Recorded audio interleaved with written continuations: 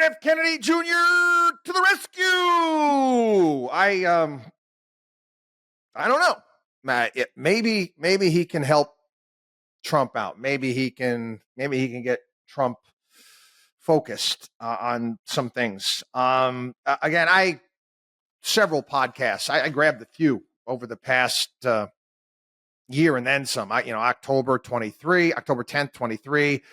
September 11th, 2023, this past June 21st. You can go back to our archives. You can search them.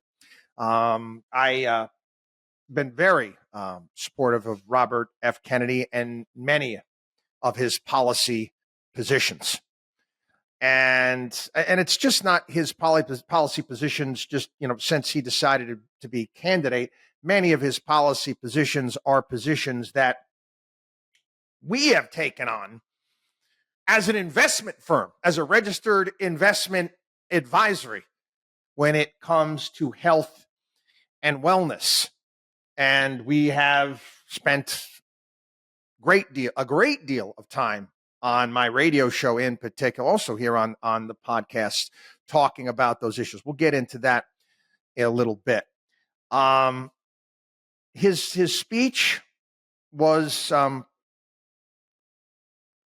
can anyone argue that was not the best speech given so far in this entire race by a factor of, 10, maybe more? Go watch it and watch the entire thing. Watch the entire thing. It was great. The only thing, the thing that the left came after him about was his voice. Yeah, the folks at CNN made fun of his voice. Some of the highlights: Democrats have become the party of war, censorship, corruption, big pharma, big tech, big ag, and big money wanting to abandon democracy by canceling the primary to conceal the cognitive decline of the sitting president. DNC and its media organs engineered a surge of popularity for Harris based upon nothing: no policies, no interviews, no debates, only smoke and mirrors. Chicago circus that is based on nothing. Who needs a policy if you hate Donald Trump? How did the Democratic Party choose a candidate that has never done an interview or debate during the entire election cycle? We know the answer. They did it by weaponizing the government agencies. They did it by abandoning democracy. They did it by suing the opposition and by disenfranchising American voters. What most alarms me isn't how the Democratic Party conducts its internal affairs or runs its candidates. What alarms me is the resort to censorship and media control and the weaponization of federal agencies. And he talked about, again, you have to listen to his speech, what they did to him. What they did to him when he was trying to run. He talked about how he's not going to be a spoiler. He made a promise that he would withdraw from the race if he became a spoiler. And he doesn't believe he has a realistic path to electoral victory. He's suspending his campaign. He's not ending it. He's going to remain on the ballot in many states. He says, in an honest system, I believe that I would have won the election. And the polls showed that he was beating each of the candidates. We're a democracy here, right? It's a democracy. Democracy doesn't appear in the Constitution. Not a democracy. We're controlled by two political parties. Okay? Stop with this nonsense. Okay? You're controlled by two parties. He said that he had a series of meetings with Trump. He realized he shared more in common with the former president than he thought. And he compared their potential partnership to President Lincoln's famous team of rivals.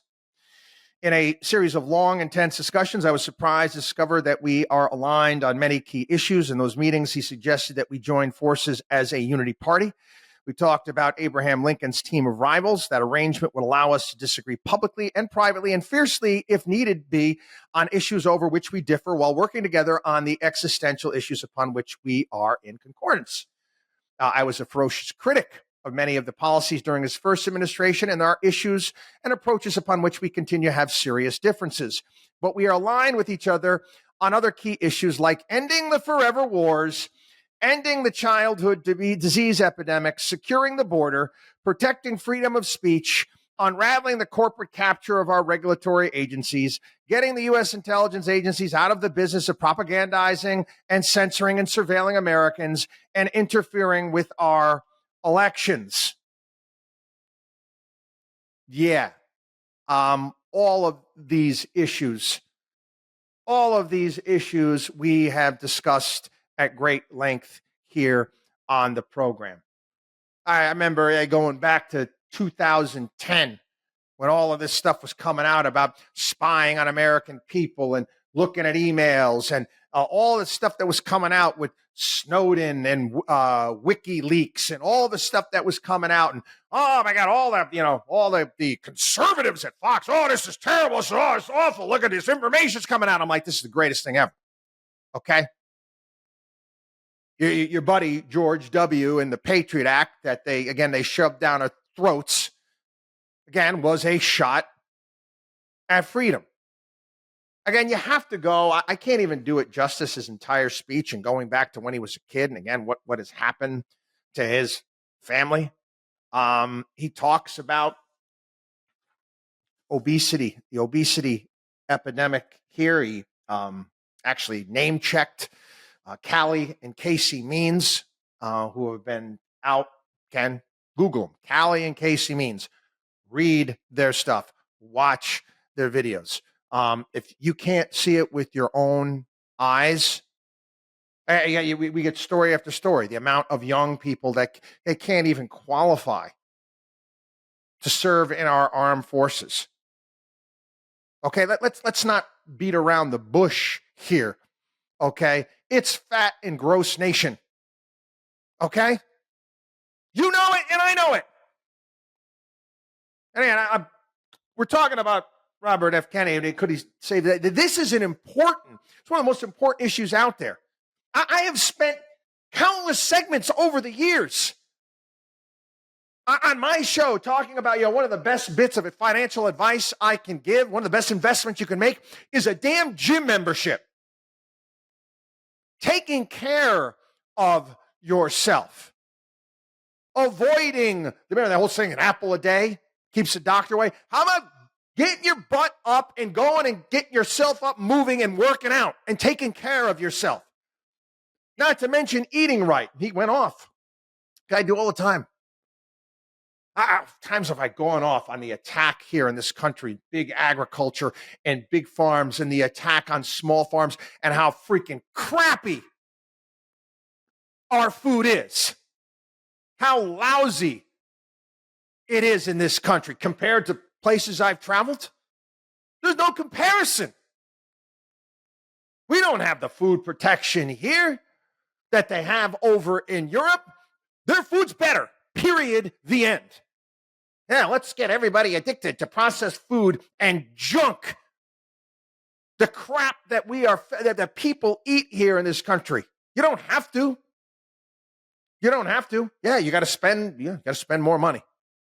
This is what you got to spend more. You got again. You healthier, not that much. I mean, vegetables are vegetables. You got to lower price, but people get addicted to this crap, and I see it all the time.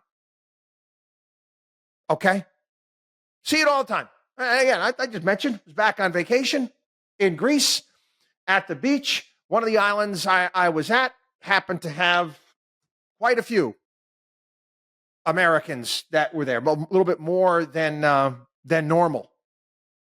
Could you spot them? Sure. How? By size. Well, is that you want to swallow that pill? Easy. Yeah, again, how'd you know? Well, again, I can hear them talk when they're in the water, and I can hear that they're from America and obese, morbidly obese.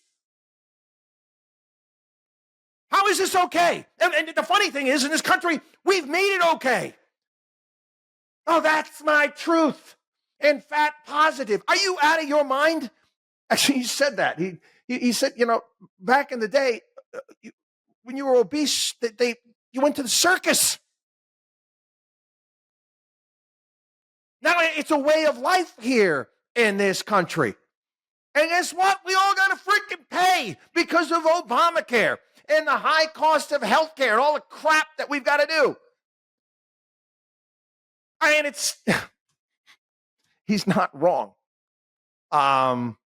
Again, could these issues save the day? I don't know.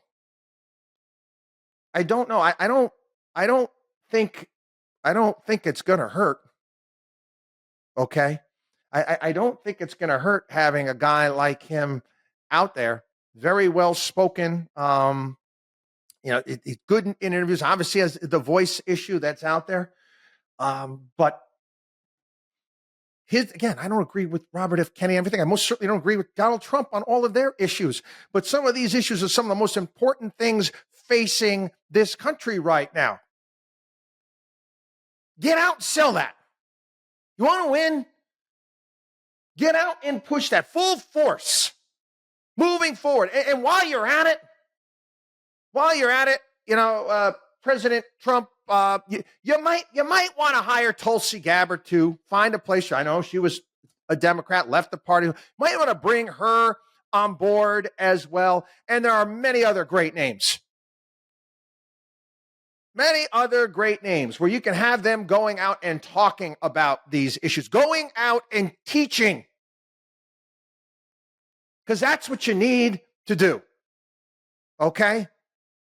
You have to teach the dumb vote not to be dumb, not to waste their vote on more nonsense and platitudes and promises that are not going to be kept. Again, RFK to the rescue? Maybe. WatchDog on WallStreet.com.